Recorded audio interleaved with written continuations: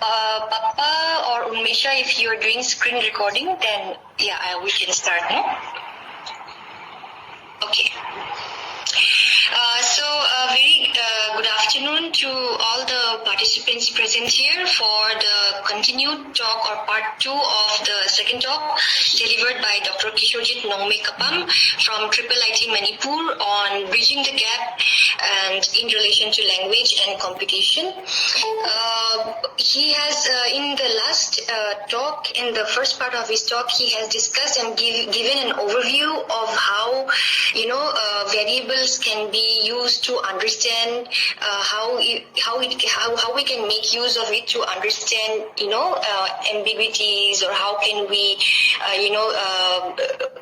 basically segment, and how can we tag, and how can we parse. He has basically done bits of that in the first part of his talk using the rules from language technology, and he will be discussing more in detail here. He had to finish deep learning in the last talk, but then it somehow had to stop in between. So I think Dr. Kishorjit will continue with that. And since we have more time today because we have extended it, so we hope that the participants will have a kind of relook and revision and kind of refreshing what we have done in the last lecture. So I'd like to request Professor Dhiren Singha to take over as the moderator of the session, and Dr. Kishorjit can begin. Yeah, thank you. Thank you, Monali. As Monali has already mentioned about today's talk, So last time, we are not satisfied, because we want to give more opportunity to discuss, to talk about the language and computer. It is very, very this important issues nowadays. From language and this computer now. We have developed, this some kind of genetic research, then robotic, and many other new field of research is coming up. So I take the opportunity to welcome all the participants as well as our esteemed speaker, Dr. Kishorjit Nongmeikapam as the moderator. So I'm just I'm enjoying the lecture. Sometimes I take the Monali and Vision help me. So I'm not going to make longer to just to say longer.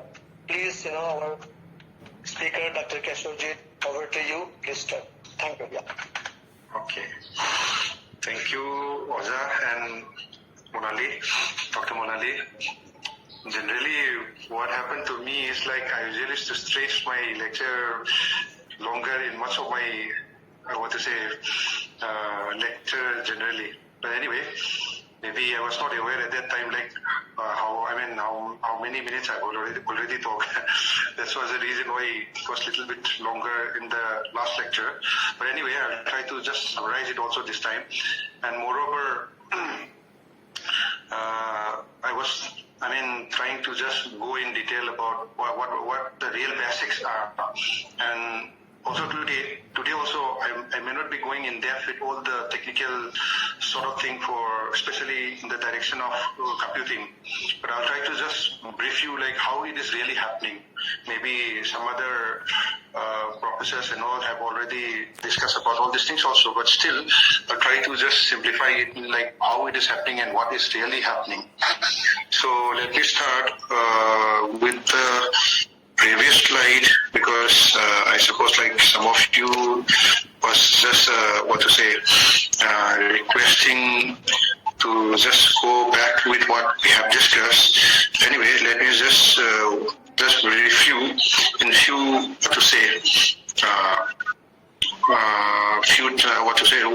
minutes. Okay, I'll just try to summarize it. Okay, just hang on. Let me just come up with the. Okay. So in the previous slide, can you see my slide? Can you all see me? Yes. Okay, fine. Yes, we can see. So I was trying to stress much on how the real thing works in previous lecture. I was talking about all this basic philosophy about NLP and all, where we require three parameters: the language, the algorithm, and the problem. That is what we have discussed in the last lecture. Then as soon as I start talking about the probability, which is the basic backbone of how the real thing is happening with what we are discussing now, the computational linguistics, how it is being formed and all. So probability was being discussed, taking up the basic concept of mathematics. Then there I was talking about what is really happening, how this probability is really happening. As we have already discussed, like we need two things. One is sample, and then another is event for the probability. Sample space will be the one which are all the outputs. All the outputs are considered to be sample space. Of that, what should be the requirement is what we call as the event. So the probability is generally the event divided by the total sample space. That is what I have discussed in the last class. Then I try to pull up the idea of probability in the real scenario. So that was what I was discussing in the last lecture again. So how this really happened was discussed in the last lecture. Like if I have I and then you have a space over there, and then if you have mango or something like that. This is my example which I have given. So there is a possibility of, there's a space over there. Concept should be like what should be filled there in this space. So the idea of probability tries to help us in filling up this blank space. How was that? It's like, say for example, if you have 1 lakh word of that, if you have 5,000 verbs, you have 1,000 word means like 1,000 word, 1 lakh word doesn't suit for this particular blank. Then out of that, if I pick up the only verb, then definitely it will reduce. The probability will be coming closer to the particular word which is required. So that is how we can just find out going with the probability. And among those verbs again, which one is more probable, or which one is more useful, used with the following word called mango, then we can just find it out. So like just the preceding word of mango cannot be read. Just the preceding word, preceding word of mango cannot be drink, run, or ride. The preceding word, the highest probability of, the word which will precede mango will definitely be it. If you look at a huge corpus, that is what I have explained in the last class. So this is how you can just apply the concept of probability in dealing with the what you call as the computational linguistics. Then this was the extension of the probability, and then we started going for the language modeling, where if you have a continuous word, like say for example in a sentence you have some 5 words, so each word will be W1, W2, W3, something like that respectively. So looking at that, we can just find out like what will be the following word, or maybe something. Because like when you just look at the MS Word, if suppose when you write a sentence strongly, the MS Word used to underline with some red line or something like that, or maybe blue line, which shows like your grammatical error is somewhere here. So in that case, how it is really being done is application of probability again, the sequence of all these words through probability. That was one of the example which I have mentioned in the last lecture. So again, how is that happening is like I have shown here the other day I was walking along and I saw a lizard. Suppose this is a sentence. Now we are going to find the probability of each and everything through chain rule. There is one rule called chain rule. With that, if you apply it, then definitely we'll be able to find the concept of the correction of the sentence. So this was what we have been discussing. Like this is another chain rule, like probability of the which means like we used to read like probability of big given the, and then this is how, I mean, for this probability we used to read like probability of red giving big, given the big. So like that. So this is one of the example of how probability can be implemented in what to say, checking the sentence structure. Yes, of course, how you're going to find the probability is you need to have a huge corpus. That is what I have discussed. So maybe like 3 lakh corpus, maybe 3 million corpus, 4 million corpus of sentences. And of that, you have to find out how this is really happening, how the sequence of word is happening. You have to find the probability of that. Then only you will be able to find the sentence structure. Then only you will be able to check whether the sentence structure is right or wrong. That is another example which I have done it. And then we started talking about some normal technique which we used to follow. First one is the rule-based, which generally the linguists used to apply. This is the rule-based technique, and the statistical model where we used to have it through probability and then goes to the higher advanced one called advanced method. So rule-based are generally are dependent to the linguist. And then moving a little bit ahead, you'll find the statistical method and then the advanced method. So that is what we used to do. And then see, like this is one of the example where linguistic rules are being applied. In our case, this is one of the example. Say, for example, you have the word called Pusinanjaranga. So because yes, of course, the root word is poo. What happened is we used to just remove all the suffixes one by one. If you keep on removing all the suffixes through rule base, because we will be having a list of rules, list of suffixes.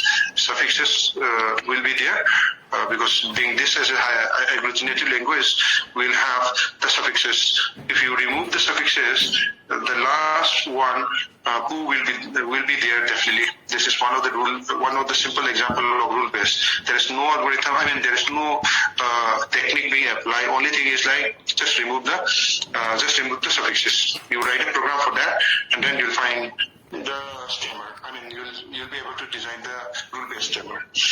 So that is one example. And then we started moving on to n-gram, where you'll be able to have multiple number of words which can be considered. Maybe 1 word only, maybe 2 word only, maybe 3 word only. So like that, multiple word can be considered when you talk about n-gram. Okay, so based on that, you will be able to have some probability formula here again. So this is for one word, this is for 2 word, this is for 3 word, this is for 4 word probability. So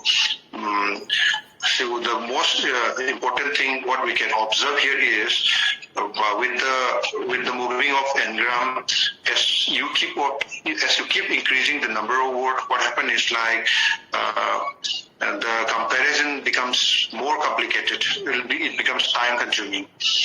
So yes, of course the accuracy may be high when you go to the higher n-gram, but the time consumption is much more because of the comparison. Say for example, if you go for the unigram, you are having the probability of each word. If you go for the bigram, you are having the probability of 2 words. When you go for the trigram, you are finding the probability of 3 words. Okay, so say for example, if you look at the demonstration of how this bigram is really happening, this is one of the chart which I can just show you. Here, the bigram, if I say I'm considering 2 words at a time. So what happened here is you are considering a sentence called I want to eat Chinese food lunch Spain or something like that. Okay, so what happens is you're going to find the matrix of it where I followed by I. So in a corpus of 9,222 sentences, what happens is you are finding only 5 times. If you have I1, you are having a very good number of continuous word, which is of, or otherwise a combination of I1 is very high when you go to the corpus of 9,222 sentences. So there is a high chance that I1 doesn't have any error.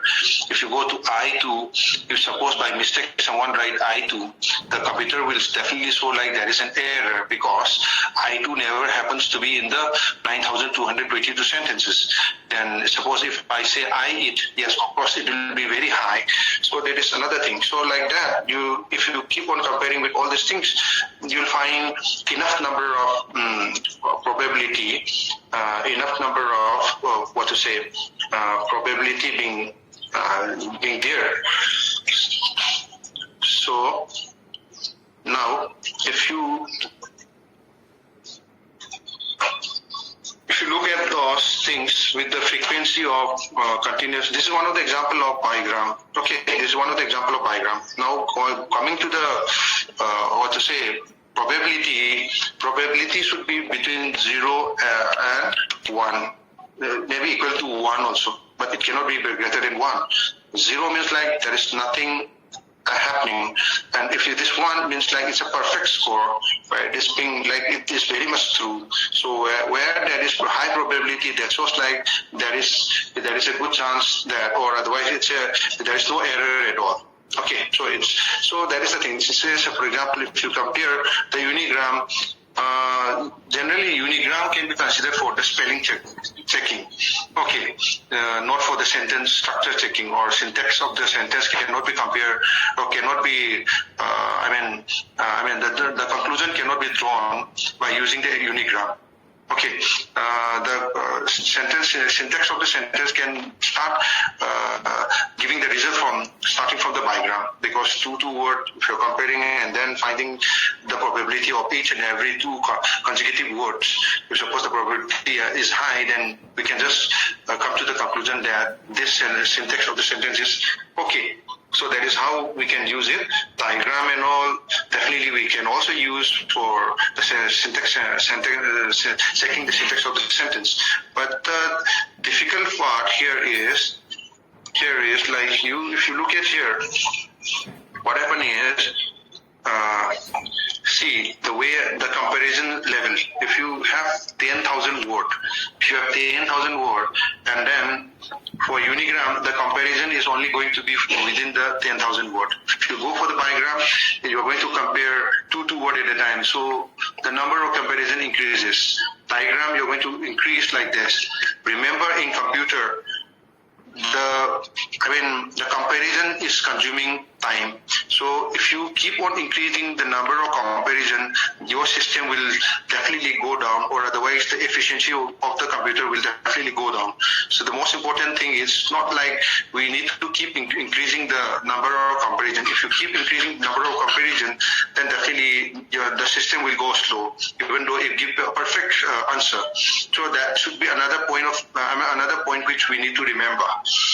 So best option so far we have, as per the practical we have done, is between bigram and trigram, not more than that. If you go for the quadgram, maybe the accuracy may be a little bit higher, but it's time consuming, so people won't prefer that. That is another point. Okay, so now this is another rule for probability. Okay, I'm just focusing more on probability because the basic ideas, the basic concepts are generally started with the probability. That is the reason why I am concentrating much on the probability. So we have a few things which we have learned in the last lecture, like conditional probability, chain rule, we have learned it, and extended one is the Bayes rule. Okay, so if you have two events, B and A and B, or otherwise two class, okay, of that, if you have to find the probability, you have the formula for that. Okay, let's check it out. Let's don't go with the explanation about all these things. Instead, why don't we just go for the implementation and where it is being implemented? Let's see. Because generally I used to put this slide because normally this becomes easier for someone to understand what is the real thing behind the computational linguistic, or otherwise the application of linguistic in computation. This is one of the simple things. Say for example, if we have to talk about or suppose if we are having multiple documents, okay, say for example this is document number 1, and then maybe like this is document number 2, document number 3, document number 4, and document number 5. I'm having 5 documents. Or otherwise, if you have gone through the concept of NLP, there is a term called authorship identification. This was started way back in somewhere in 1950s and 60s. Okay, where few of the newspaper articles were used to be written by some of the columnists, or few people were writing the article on the newspaper. And then what happened is, suddenly after a long time, some people started identifying some of the articles which is very interesting, but there is no author on that. So the concept here is, if we want to find who was the author of this article, so how you are going to find it out? So that is the logic here. So for example, if you have some 4 or 5 documents, and then see like document number 1, document number 2, document number 3 and 4 are the training corpus. Training corpus in sense like this will give you some tips about the one which is written on the 5 or the document number 5.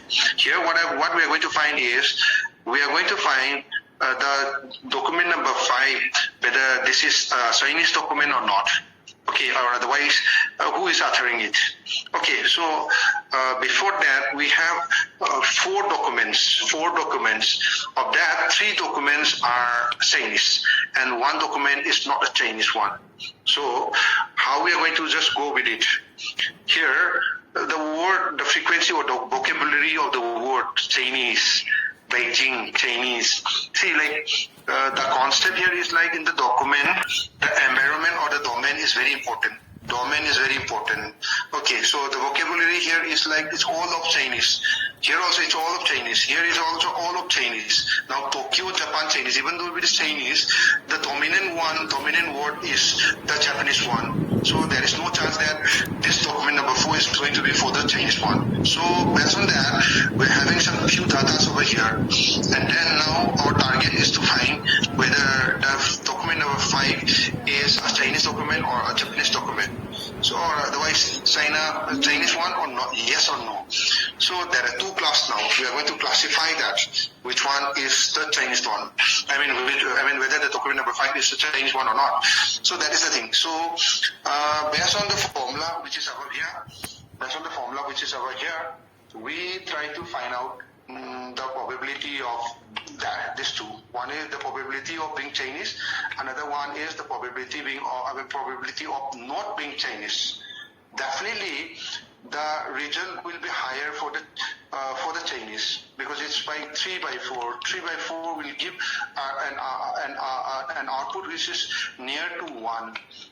And this not Chinese 1 by 4 will definitely give an output which is closer to 0. So definitely this document will be a Chinese document. This is how we can implement the thing or the vocabulary of a document. Vocabulary in a document in order to identify who was the real author of that very particular article. This can be even implemented to any of the article, maybe the story, or maybe whatever document you have where the author is not known. when the author is not known, and if suppose some of the authors have already written some article or some story, then definitely the computer can identify who is the real author of this very particular unknown document, who is the real author of this unknown document, and based on the probability. So this is another example, or this is another application of the probability in identifying the text document. Okay, so this is one example where people can go and check it out. So this is the way how we have calculated with the formula we have given. Okay, so maybe like if I started talking about this, and if suppose the computer shows the result automatically, people will start thinking like, yes, of course the computer is very smart, but in reality computer is not so smart. It's the program which we have written makes the computer very smart, and behind that scene it's all this probability and other mathematical concepts which is being inserted in order to identify the output which is required. So that is the concept. So based on that, we can just implement probability with all the identification of authorship, or maybe document identification or something like that. So now there is another few technique which we can just go because we have other things like CRF and all. Before going there, let me just tell you one thing. Like, I'll just pick up another slide. Generally, this is another slide which can just show you like how computer is so smart. Okay, so if you look at this slide, I'll just bring up with this, because this was this was shown in the previous slide also, previous lecture also, not here, maybe in some other lecture, but still this is interesting. That's why I just want to bring up here again. Maybe you people have come across the term called artificial intelligence, and the general people used to think like that the artificial intelligence means like computer is very smart and computer can decide like human can decide. But in reality, that is not the real thing. The only thing behind the scene is we need to have a very good algorithm. Algorithm in sense, technically, we need to find out like how it should happen. And this again is happening because we have implemented another mathematical rule here. So let me just go. I'm not so sure whether this will be. Can you just see it in the full slide, full screen?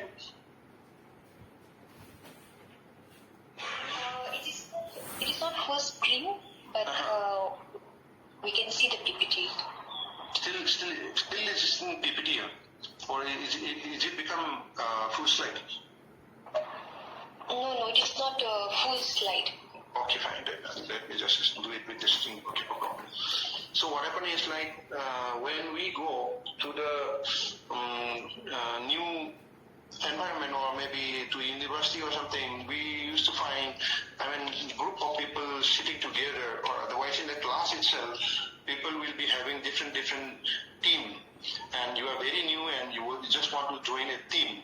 So you have to decide like which among all the students will be very comfortable to you.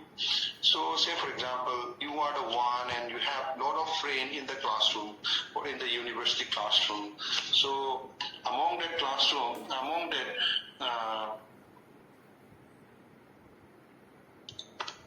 those, say for example, this is 1, this is 2, this is 3, this is 4, and this is 5. You have 5 number of students, and you are the one who is very new, and they just want to see like of these 5 students, who will be your best friends. So we have a technique called K-nearest neighbor algorithm in computer science, where we have to pick up through their characteristics, who will be very much, who can be a very good friend to me. So how we have done is like we have started finding out or we have started listing out a few of the characteristics of each and every one. Say for example, the age, the income, the number of credit cards, or maybe whatever it be, you can just list it out. I have listed out only 3 characteristics of each of the student, which I'm going to consider. So your slide is not moving. It's not moving. Yeah, it is. There are only CRP, that conditional random tools. Okay, oh my goodness. Okay, just please hang on. Because there is something wrong with my. Okay, I'll come back again.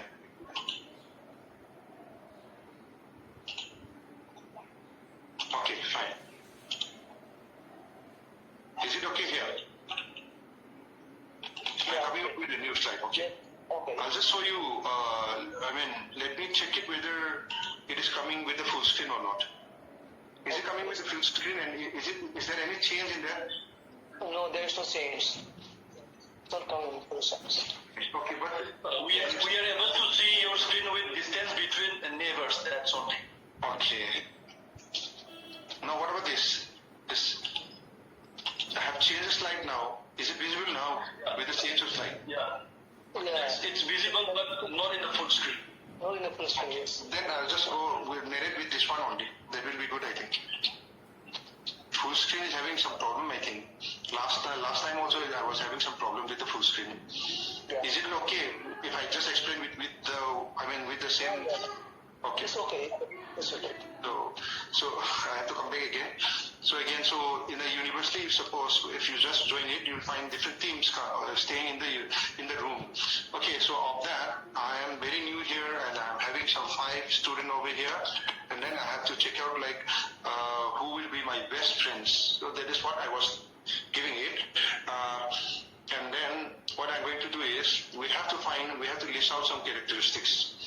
Of that characteristics, I have to check it out who will be very close technically to me. We have an algorithm called K nearest neighbor algorithm. This doesn't have any output. In the discussion of artificial intelligence or machine learning in the computer, we have two types. One is supervised learning and another one is unsupervised learning. So in the supervised learning, what happens is the output is known. We'll be knowing what is the output. But in the unsupervised, we won't be able to know what will be the output. But the system will definitely give us the output based on the characteristics or based on the experience or based on the statistics which is happening around. So that is the two things which we can learn it from machine learning. So one is supervised learning, another is unsupervised learning. Like how we used to learn in human, how we used to learn naturally. Say even in human also we learn it by teaching. Another one is by self, and by another one is by teaching. By teaching generally is something which is already known. Say for example, if a teacher teaches ABCD is already known. Only thing is the teacher is trying to infuse the concept of ABCD to the very particular child or to the very particular student. That sort of thing is the supervised one. And sometimes when the child grows, what happens is he or she started learning automatically by observing the environment.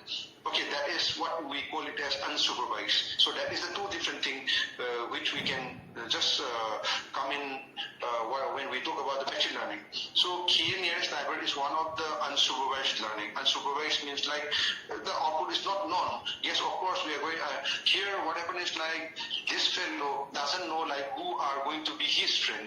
But he is going to identify through the characteristics of these 5 students who will be nearest to him. So this is another unsupervised learning. So what happened is we try to find out we list out few characteristics among them, and we are trying to implement one of the simplest mathematical formula which is known as the Euclidean distance. A formula to find the distance between 2 points. That is what we're going to apply here again.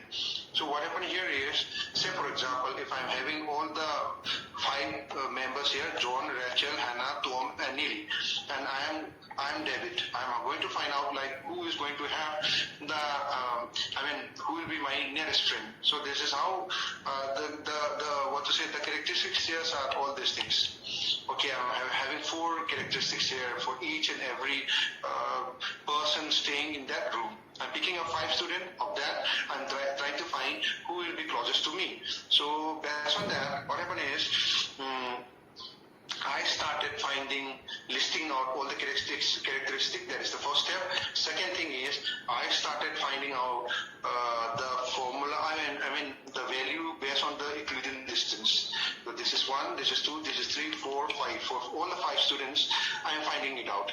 Now, what happened is, I am going to find like among these 5 who gives the best. So what happened is, this 3 person, these 2 and this person generally gives a value which is very close, or otherwise a very good value which can be the neighbor. Okay, so based on that, what happened is, these 3 will be suitable for me to be the best friend. Okay, that is how a person or a robot can start identifying the best, or otherwise the best friend among all those people who are already there. I pick up 5 students. Of that, I pick up only 3 to be my very close friend. So this is how we can just started doing or dealing things for the implementation or otherwise for the identification of the person.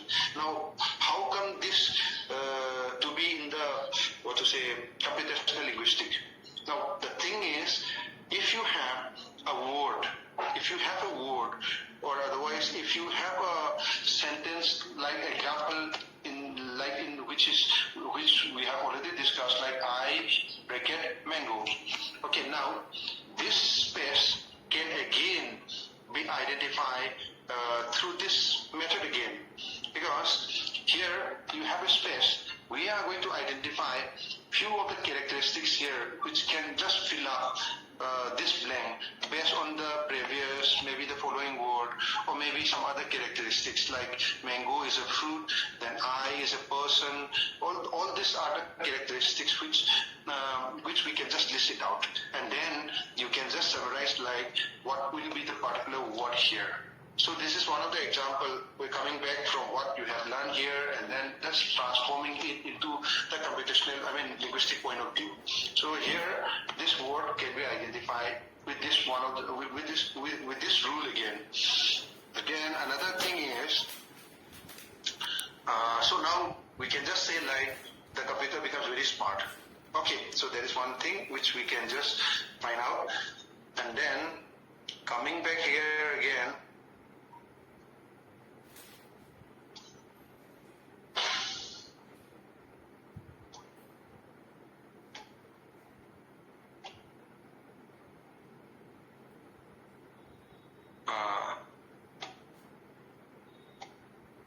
Now, like for example, the CRF and all. This is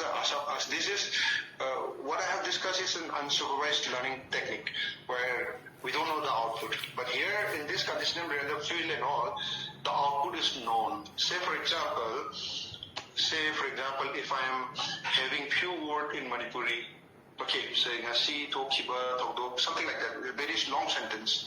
So now what happened here is, this is a corpus where for this particular word I have take as a noun.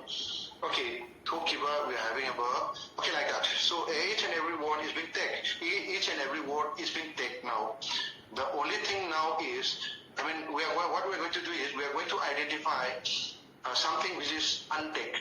If suppose there is a sentence, something like W1, W2, W3, W4 is a sentence. Okay, now if suppose after training, if I give this sequence of word, the system will automatically start taking like W1 will be noun, W2 will be verb, W3 will be determiner, something like that. How that is happening is, with this formula again. This is another probabilistic formula where the formula or where the system will learn with this probability formula. Okay, and this is the formula for conditional random field. Here, the most important thing is we need to base on the feature, because in order to identify any of the object or class, what we need at the most is the characteristic of maybe of that very particular word. Say for example, if I say nasi. Okay, so nasi, because I have listed big number of characteristics for each and every word, or otherwise in order to identify this NN for this particular word, I have listed a very long list of characteristics. What I am doing here is I am considering, say for example, this is the particular word nasi. What I am doing is I am considering the previous two words also. I am considering the following word. Okay, then another characteristics is about the stem word. For nasi, maybe if I don't need any stemming, I don't need to go for the stemming. Tok hiva will be definitely I can just stem it. Tok will be the root word, I think. Hiba will be, we can just remove it, all those suffixes again. So the stem word of the previous two words will be considered as another characteristics. Okay, and then in a particular word, if I started identifying what are the acceptable suffixes which is being added in that particular word, that will definitely make sense especially for Manipuri, because in Manipuri being one of the agglutinative language, the root word keep on changing when you add a suffix. Say for example, like the one which I have discussed in the earliest, like Usinandaram Gadavnitaku. Like who is the root word, but sin, hanza. Like if you keep on adding that suffixes, the idea, the POS keep on changing. So based on that, this is another characteristic which you can consider. Okay, then maybe sometimes the prefix may be considered. That is another standard characteristics. Okay, then maybe of that, those suffixes and prefixes, we just can again identify what are the acceptable suffixes, or maybe the standard suffixes is there, or maybe it's an unstandard suffix which is being added. So that is the thing. Then the present word acceptable prefix again can be another thing. Again, it can also be considered a word length also. Okay, word length means like for a very longer word, maybe the part of speech may be different from the one which is of shorter length, or that is another characteristic which we can consider. Then the frequency of the word may be where we can just see the digit feature, because like 6.30, if suppose 6.30 means like definitely there is a high chance that it will become a noun. Okay, so like that. Then symbol feature again, like for example, the last one, say for example, is a symbol. If suppose, it will be different from the character if you consider the symbols. Again, maybe another word is like reduplicated multi-word expression. Okay, so in order to just explain you what are the characteristics which if we are really implementing the thing in the computational point of view, then these are the characteristics which I have been talking about. Characteristics, if I talk about the language, means like these are few of the characteristics which we can just consider. And moreover, this is not limited to this. It depends on person's observation or someone's, the researcher's observation or researcher's reading. So, the characteristics can be just listed out. Okay, you need to do a lot of research in order to find out the characteristics. This is another point. So, of that, these characteristics, if I implement it in this formula, automatically CRF will be able to identify, or CRF will be able to, take the part of speech for each and every language, and each and every word. This is what is being explained here. This is one of the technique based using conditional random field. And then here goes another one called support vector matching. Support vector matching is another higher or otherwise advanced form of classification between two or multiple classes. So what happened here is, say for example, there are two classes here. One is, say for example, this is noun, and suppose this is verb in a word, in a what to say document. We are trying to find out a formula which can just draw a line between these two classes. Like classification will definitely give you like, you suppose there are certain characteristics, then definitely we'll come to the noun group. Suppose there are certain characteristics which is different from the noun, then definitely we'll come to the verb group. So we are trying to find a line which is to be drawn here. But the problem here is like the line which is supposed to be drawn can be of multiple things. Maybe a straight line, maybe like this, maybe like this. Well, definitely all this line will separate the two classes. But we are supposed to find the best line again. So best line means like we need to have a very good equal distance between the two classes. So say for example, this is the noun and this is the verb. Okay, of that I'm going to draw multiple line. Of that I'm going to find out the best line which gives the equidistance between the two classes. So like that. So what happens is, if we can draw a line, then it will be easy for us to identify the two classes. This is another application of mathematics in order to just identify the part of speech, or maybe any sort of taking, or maybe any sort of identification. So this is what you call as the SVM, support vector machine. Again, this is also linear, which means the line is straight. There are another one where the line can be curved also. Even in the SVM, we have certain formula which just can be drawn through curved lines. The curved line will have a different formula again. So this is another technique for finding for application in computational linguistics. So I'm giving you an example where the name entities are being implemented, are being identified using SVM. Okay, so this is one. You will be observing, you will be able to see here the color words. Okay, color word here. Color word again. When I talk about name entity recognition, what happens is like sometimes in a sentence, when you go for the translation, machine translation, when you want to translate one language, one text which is written in one language to another language, definitely we need to identify the name entities in order to avoid the ambiguity. Say for example, sometimes a person name, sometimes we confuse whether this is a person name or a place name. So in order to distinguish between that, we need to identify the names or in that very particular text or in that particular document. So in name entity recognition, generally we consider the person name, the organization name, the location name, maybe time, date, currency, etc. So this is another important thing which we need to know if you really want to go for the machine translation, where you want to translate one language to another. Why? Because in order to avoid the ambiguity. So here we have done an experiment using SPM in Manipuri in order to find the name entity. Okay, and otherwise technically we call it as name entity recognition, NER. So see, like the name Dr. Manmohan Singh is a particular name of a person. Okay, Hairok is a location name, Imphal is a location name, Hairok. So like the blue color just show you the location name. The brown color shows you the name of the person. Okay.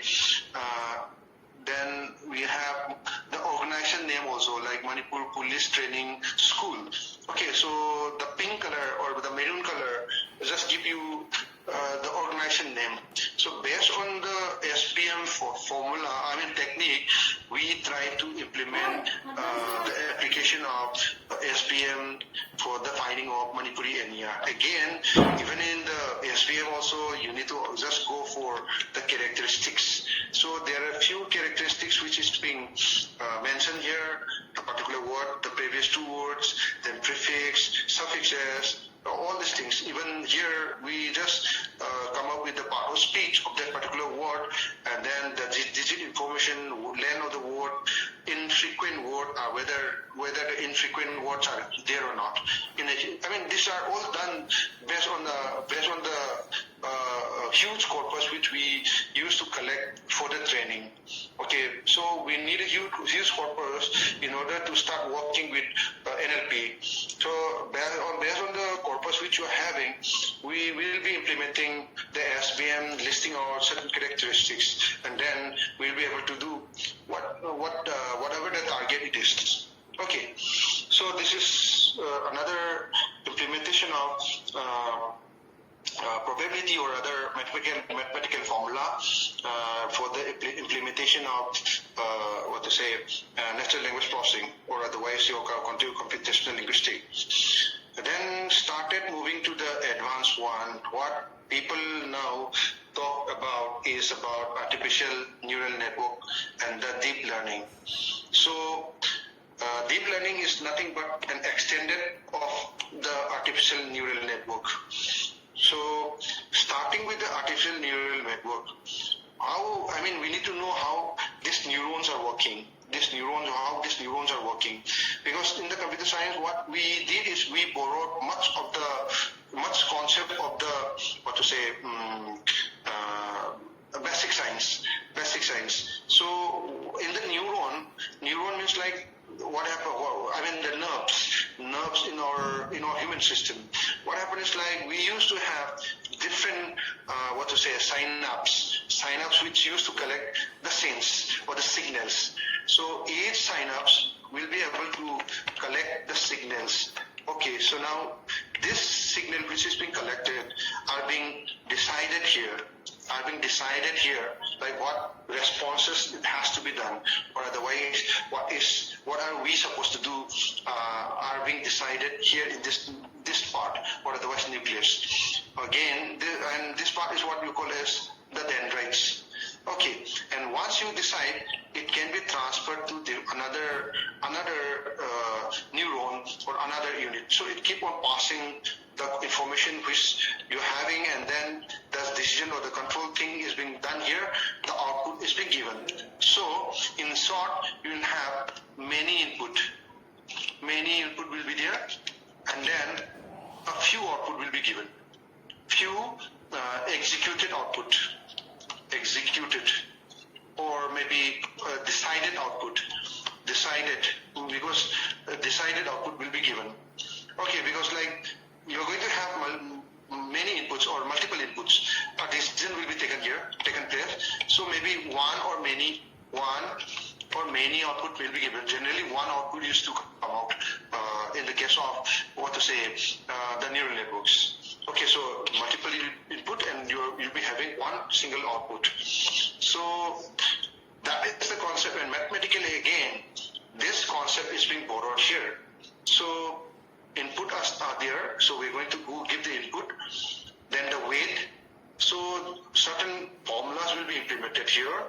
Certain algorithm, mathematical formula will be infused here in order to get an output. Say for example, my input is something like the sentence, like I want or I eat mango. Okay, so I eat mango is my input. Okay, so now this is one of the input, and then the weights. Like I is a pronoun, eat is a verb, and then mango is something, another object. Again, weight can be multiple also here. Similarly, what we have discussed as the characteristics. So weight can be again like maybe like I is something like like the word is short, the frequency is high, whatever it be. All these things can be inserted here as a weight. Now, being this an input, and based on the weight which I am giving, or based on the characteristics which I am giving, there will be certain formulas here, and then it will be given the output. Say for example, if I'm doing the POS, I will be given the pronoun, I will be pronoun PRN, okay, PRN, okay, I is pronoun, it is a verb, the output will be something like that. It is a verb, and then mango is a noun again. So this will be the output. So like that, we can just implement the neural network in the computational linguistics again, or otherwise the neural network. Okay, this is how we implement. Yes, the algorithms are coming up. Only thing is, we need to just find out like what will be the suitable, suitable algorithm or suitable formula in order to identify this. Okay, so this is how the artificial neural network used to implement. And then coming to the deep learning. Deep learning is a little bit an extended one of what we learn with the neural network, artificial neural network. So here, what happened here is we will be having some hidden layer in the deep neural network. Deep learning.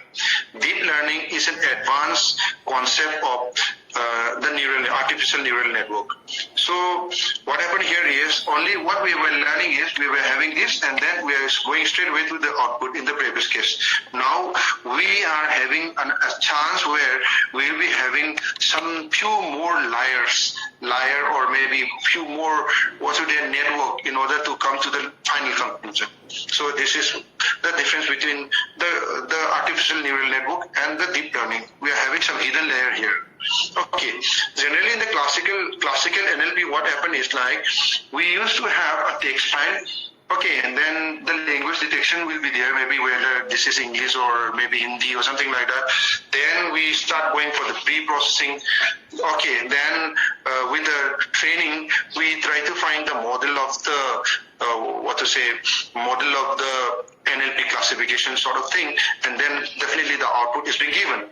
But here in the deep learning, what happened is taking the preprocessor, text files, you will start going for the pre-processing. Then straight away go to the formula or straight away go to the deep learning algorithm.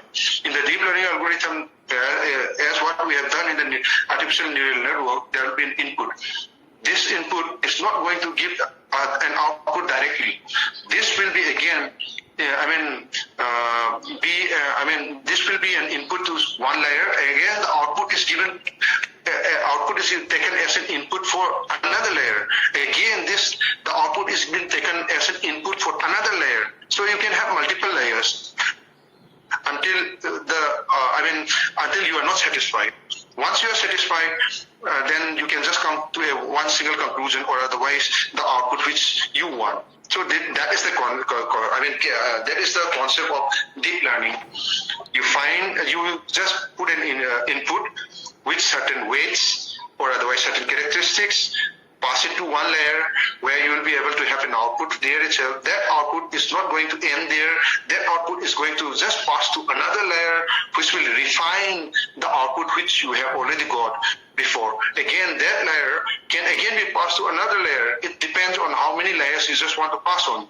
So refining one after another, you keep on refining one after another. And once you just make to the conclusion that the refinement is almost done, then you can just show the output. That is what is happening with the deep learning. See here, like you have an input, so hidden layers are here, then you will find the output. Okay, at the beginning, I already told you like it will be many, maybe one or maybe many again output. So like that. So this is the concept. Yeah, Dr. Kishorjit, sorry to interrupt you. You have 15 minutes. Yeah. Okay, I'm just winding it up. No, sir, no problem, sir. I'm having only 2 or 3 more slides, that's it. Yeah, you have 15 minutes. Okay, no problem, sir. Okay. So that is the thing, how we can just come to the concept of the classical NLP, which we usually used to do before, and now coming to the advanced where you can talk about the deep learning. So that is the thing. And then another difference, because like few years back, the environment is something like people used to go for the machine learning. Now, little bit of advancement take place where people started talking about deep learning. Okay, so that is the difference now, and the difference you can just see it in the picture here itself, where in the machine learning you will have an input, then you will have to find the features or characteristic extraction. You will have to identify what are the characteristics, and that extractions you are going to make it as an input. Then there will be a learning. Training will be done, and then here is the training which is being done here. After training, you will find a model which is learned. And then when you just go for the testing, you will definitely give an output. This is the concept of machine learning. Now, what happens in deep learning is like, we are not going to find all the feature extraction and all everything. We are not going to do all those things. Only thing is we are going to give an input, and then feature extraction and all will be like almost done through cross interaction among them. And then the learning takes place and the output comes out. So that is the difference between machine learning and deep learning. Okay, this is another implementation of deep learning, LSTM. Okay, so we have done it, implemented even in Manipuri also. We have started implementing in Manipuri. And here, what we have done is, we have tried from here till there. Okay, anyway, just leave it for this one. And now, so if you look at or otherwise if we, summarize the concept which we have discussed throughout this session is like, I started talking with the probability, then I started pulling you there in the artificial intelligence concept where how this computer used to be intelligent.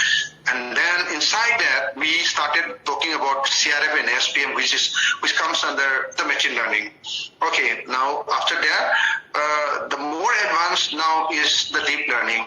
So this is the trend, and yes, of course, all this deep learning, machine learning, all comes under the concept of artificial intelligence. Because artificial intelligence, the term itself just signifies that the machine will be intelligent artificially. So that is the thing. Now, another thing at the end, like in the last session also, I just tried to draw like the possibility of the future. Like what happened is, people may be thinking like everyone needs to learn programming, but it may not be like that in future. Your natural language which you are speaking will become the programming itself. You don't need to write a program. What you are speaking will become a program in the future, because what you are speaking will be understood by the system or by the computer, and then behind the scene, the program itself will program it, and then the output will be shown to the one who is trying to communicate. So that is the future. Okay, so that is the target of what we talk about the NLP. So that will be very interesting thing in future. So one may not need to learn the programming, because the programming will be already done by someone else. You speak with your own language, the system will understand it, and then the thing will be, the output will be given. That is what the program itself is doing also. You give an input, the program will operate it or will calculate it, and will be given the output. The similar way with how we used to communicate. I used to give instructions to someone, that someone will be following with what I am giving, with the instruction which I am giving. So naturally, behind that, the other person will be thinking in his or her mind, like what I have instructed, how to perform that instruction. So like that is the future. That is the future, and that is the thing which is going to happen in future. Okay. And then, so that is last thing. Last time also I have just come to the conclusion of work also. Maybe we need something like the speech recognition. Sometimes if you have to communicate, maybe we need to implement the machine translation sort of thing. Then the AI will pick up the natural language which we will be uttering from our mouth. Then that will be converted to the program, and then the machine will start responding the response accordingly. So that is the thing, and this is how the future is going to come. The conclusion part is like, we need to have, if you really want to work with what we have discussed, maybe even though if you are a linguist, if you want to just come to this area, then you need to have a very strong mathematical logic, because in advanced sort of thing, mathematical concepts are very much necessary. and maybe new advanced algorithm can be generated through the mathematical logic which we're having. Yes, of course, rule-based will be the basic one, but going in depth, I mean, sometimes the computer will not be able to understand with what, or will not be able to give the right answer only with the rule base. So some other concepts is required. So machine learning will be the starting point, another direction, and then we will be able to bridge the gap between the language and computing, like in advanced and maybe in future. Yes, what I have discussed in the previous slide. Then, of course, why it is necessary is because we humans are very lazy generally. Because whatever, we just want to sit somewhere and we just want to instruct it, and the machine, I mean, there should be something or some gadget which will help me. That is the concept. Okay, that is going to happen soon, and that will be done also. And maybe in future, who knows, the machine will start programming itself, and maybe the robot may create another robot which will be very smart, from the previous generation, and then we have to be very careful with the machines which we have already created. So that is maybe another future. So thank you. Maybe if I get another chance in future, I'll talk about more, some other topic like how we can just implement with the parsing or maybe parse tree, or otherwise the programming also has a language called CGF and all, like context-free grammar and all, because like the normal language, we usually used to have a grammar. Programming language also have a grammar. So the grammar of that programming language is different from what we are learning. But yes, of course, the grammar, everyone knows, like, is the protocol, is the set of rules. So the same thing happened for the programming also. So that is the thing. And I suppose I can wind up here. I should say thank you to everyone for listening to me. Listening to me in this short, span of time, because my lecture sometimes generally used to stretch much, or otherwise consume a lot of time. But anyway, I'm not so sure whether you people find it interesting and useful. You can just ask me, suppose if you have any doubt. Thank you, Dr. Kishorjit, for your wonderful and interesting talk. I hope our students, scholars, and faculty members definitely they enjoyed the lecture. But I have really enjoyed the lecture. And now, time to overhand the lecture to the audience, so they can ask or they can interact with the speaker. If you have any query, and you please unmute yourself and you ask the speaker. Please, if anybody has any query. If you have any question, we just can discuss.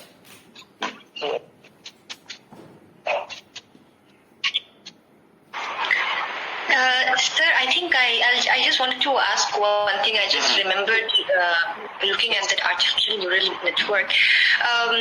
Some months ago, I just saw this, robot, the dog robot, that was created. So Sophia or something.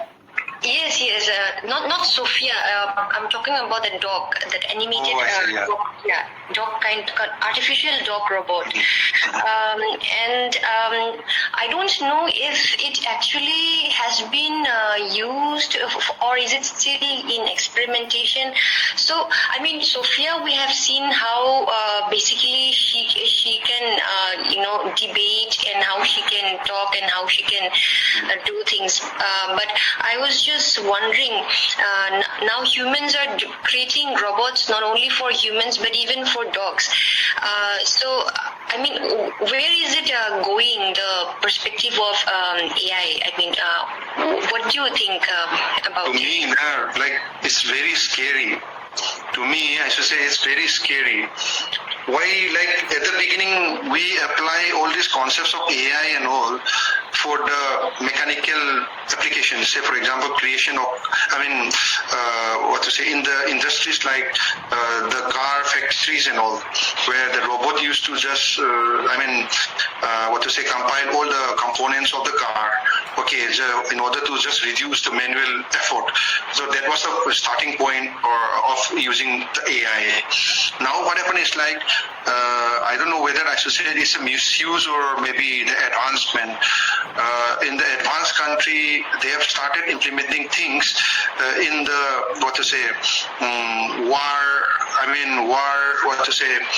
something like an army sort of thing. Say for example, if you talk about the fighter jet or the drone, fighter jet nowadays, people, what happen is in the drone or in the fighter plane, they have started the fighter plane without any pilot or otherwise pilotless. The 6th generation fighters. So what is going to happen is like, if suppose the AI is being fit there and the fighter jet started flying of its own, which have some atomic bomb on that, think about the future, what we are going to happen. So that is one of the scary part, because again, another thing is like, for example, if I have created a robot in a factory or in an industry in order to create another robot, because like the robot starts learning itself. The robot starts learning itself based on the experience they are having, because I've already demonstrated like how they started learning. Think about something where the robot will learn itself and started creating robot which will be of better generation or something like that, and then who knows, the robot may started having some sentiment also, maybe like robot may started getting angry, then the robot will started another robot which will be something which will be anti-human. Then definitely this robot will started killing the human race or otherwise the living thing. Then at the end, what happened will be like we human will be running away or otherwise we'll be hiding from the robot. That is the future, because AI is something, as I told you, like we have two type of learning technique, supervised and unsupervised. Till supervised, there is nothing wrong. But when started unsupervised, which is something like it will learning of itself. The robot or the system will start learning itself. In that case, it's very scary. The system will learn itself from the experience of the environment. In that case, we won't be able to stop it. So that is the future, direction if you talk about the AI. And even for the language also, who knows, like the robot will started creating their own language. Like we used to speak in English. Who knows, like the robot started talking in their own language, which we human don't understand. That may be another point also. So in that case, no one will be able to transcript it, the communication between these two robots, and then they will be instructing one another in their own language. Then it's very scary now. That is the future thing. Even though if we are talking about language, like in the future, that's very scary. That is very scary, I should say. I saw it was very creepy. Yes, sir. I saw two things which was very creepy for me during lockdown. One was this New Yorker seeing artificial dog as. And second is I saw this, drone-based thing in for war weapon in Syria and Israel, and it was very scary. Okay, I think I'm done with the answer. I think Bijan has a question. Yeah, please, Bijan. Okay, thank you, sir. Thank you, Dhamma, for that informative and enlightening talk. It was really wonderful to listen to you. Yeah, there are certain queries that came to my mind when I was listening to you. Like a normal linguist like me who don't have any basic of computational linguistics, if I really want to work on this area, like OS or whatever, maybe the other advanced also, will it be really difficult to cope up with the algorithm that you are mentioning and the mathematical logics to cope up, or is there any crash course that we can opt for that so that we can, really work in this area. This is my first query now. Yeah, very interesting question which you have been asking me. That is the reason why I was suggesting to have insert the concept of programming in the syllabus when you started talking about a computational linguistics, because when you started learning about the programming, definitely you'll have to infuse little knowledge about mathematics. If you really work, if you really want to work in this area, there is no shortcut in this. But still, another option is like you can have an assistant from some computer scientist or computer engineer, where you can just instruct, or where you can just find out, just to come up with something where you want this input and you want this output sort of thing, and the other fellow who will be assisting you, we can help you. That is another point. But doing self is the best thing, because what I want, if I can do it of my own, then that is the best thing, because it won't be dependent to another one, or it will be independent with what I'm thinking. So the best way is my suggestion will be, you need to start learning the programming. The best concept will be start with the C program.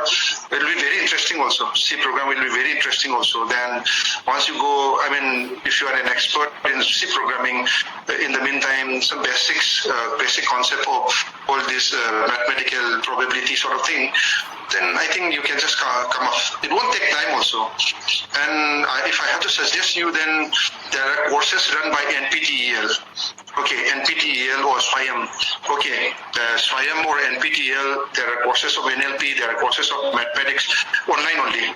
Those are hosted by IITs. So you can just join there. You can just pick up any of the courses from there, NLP, maybe mathematical, this one. And then I think you can do it. Maybe it will be around some 3 or 4 month course. Because generally what happens is, even in our institute, suppose if we have, we are having less number of faculty, what happens is the institute give the opportunity for the student to pick up a course from NPTEL and SWAYAM, where the credit will be counted from the credit which is being given after writing the exam for the NPTEL and SWAYAM. So that is another option. So those are hosted by, I think. One shortcut can be also working with a computer scientist also. Yeah, definitely. Yeah. Sometimes we feel bored to keep learning. So maybe having an assistant will definitely help you. And one thing also that in between, I don't know whether I heard it wrongly also. One of the example that you have put for the rule base, that one. So when you are saying that when we put suffixes one after another, the root gets set. I don't think so. That is the root gets changed. The semantic concept changes. That is my concept. Yeah, semantic. Okay, that's the reason I thought I might. I don't mean the root change. I'm not saying the root change. Maybe my mistake. But the concept is the semantic concept changes. That is yes, it's definitely now. Okay, sorry. Thank you now for answering. Thank you for pointing out my mistake. Yeah, it's okay now. I got it. So we should give the time to others also. Thank you for answering it. Okay, fine. Thank you, Monali, and thank you, Bizen, for the wonderful question. And I just request our scholars and students, you please unmute yourself and you ask questions. If you have any doubt, any clarification, you please. Otherwise, you can write to him. I think so. Dr. Kishorjit, he has given the email ID. You can write to him if you have any doubt, if you have any kind of query. So you can write to him. He will definitely respond. And so I think so. If we don't have any query, so we have to say bye-bye, right? Monali, tell me.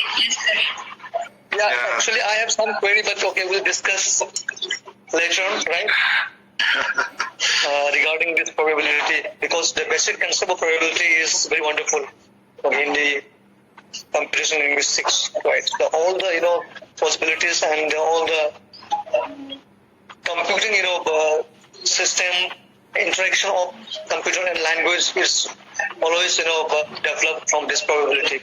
And after that, we may have some advanced person like this deep learning, etc. Right? Really, is a wonderful experience. We learn a lot, but we may have many issues. In computational linguistics, and Dr. Kishorjit, we hope that we'll invite you in the future too, and you please do agree with us and we need to work together.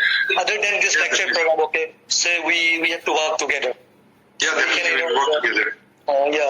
In the field of research, so we can work this post that is part of speech tagging, because in part of speech tagging is very important and crucial field in NLP, and still we have to work out there are some limitations of the theories made by different computer scientists and linguists. So in the case of deduplication, say for example deduplication, we have to work out on the issues of deduplication. We have some certain problems and constraints in determining deduplication in computational linguistics. So it's a really wonderful experience. So Manali, so you can just give a lot of time to our speakers and our audience. Over to you. Thank you.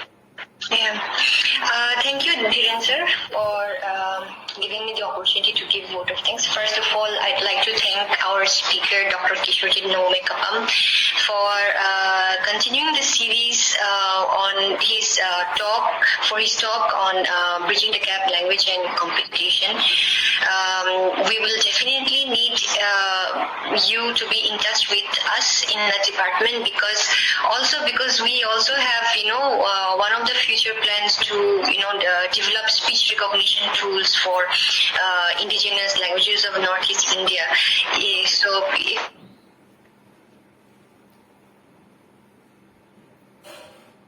I think it will be a very great contribution from linguists and basically from across universities and institutes from Northeast.